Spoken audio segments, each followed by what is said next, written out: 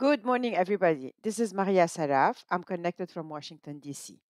I'm the practice manager for environment in West Africa at the World Bank. I would like to thank the Abidjan Convention for hosting this event on plastic pollution today.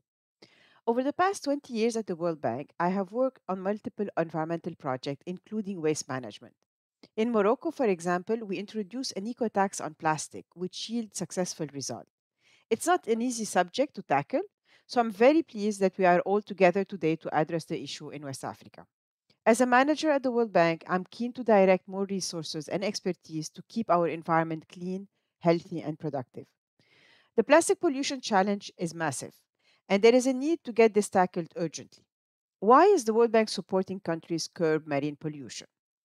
Well, it's because the bank sees marine plastic pollution as a major hindrance to economic growth. Preliminary results of an ongoing World Bank study indicate that a ton of plastic waste can cause between $3,000 and $33,000 in damage cost on the marine ecosystem every year. Considering that there is about 8.7 million tons of plastic waste generated every year in the 17 coastal countries in West Africa, the damage on the environment and the economy is huge. Collectively, we can no longer afford business as usual. Intervention are needed at every stage of the plastic life cycle, from production to consumer uses. We need to transition to a circular economy whereby waste, including disregarded plastic, get a second life before it is moved to sanitary landfill. For that, we need new policies, behavior change by consumer and industry, investment, and innovation. So, what exactly is the World Bank doing? The World Bank brings analytical and advisory services and significant financial resources to assist countries in their sustainable development. At the global level, the bank has established a multi donor trust fund called ProBlue to support the management of healthy oceans. So far, donors have pledged over 200 million to the program. On plastic in particular, we have major undertaking across the globe, and particularly in the East Asia and Pacific region, the current epicenter of the plastic problem. Back to Africa, we're committed to intervene to get ahead of the curve and prevent plastic pollution from becoming more severe.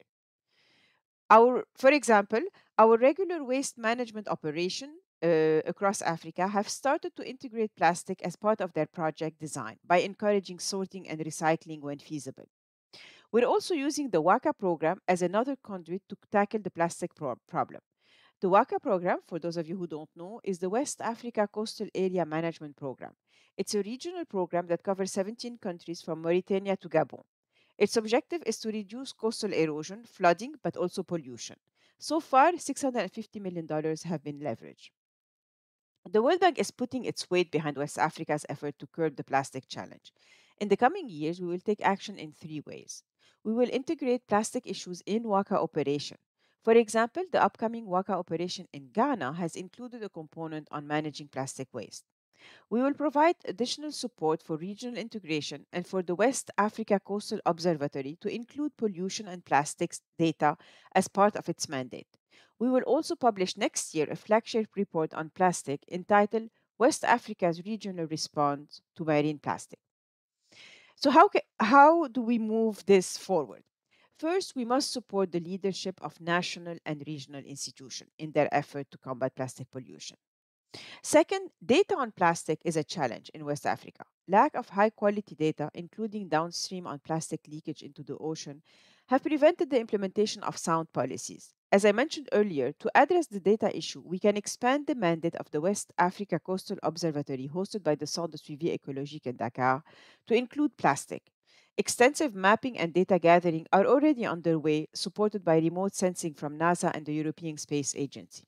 As we introduce better technology to monitor marine litter, these issues could become an integral part of the State of the Coast reporting, a document endorsed by ECOWAS and YMO ministers. Third and final point, we need to work together. The Abidjan Convention and its partner are taking the lead in assisting countries prepare action plan to manage plastic pollution. Let us collaborate to support their implementation. Again, I would like to thank the Abidjan Convention for today's event. It's an honor to be there. Thank you very much.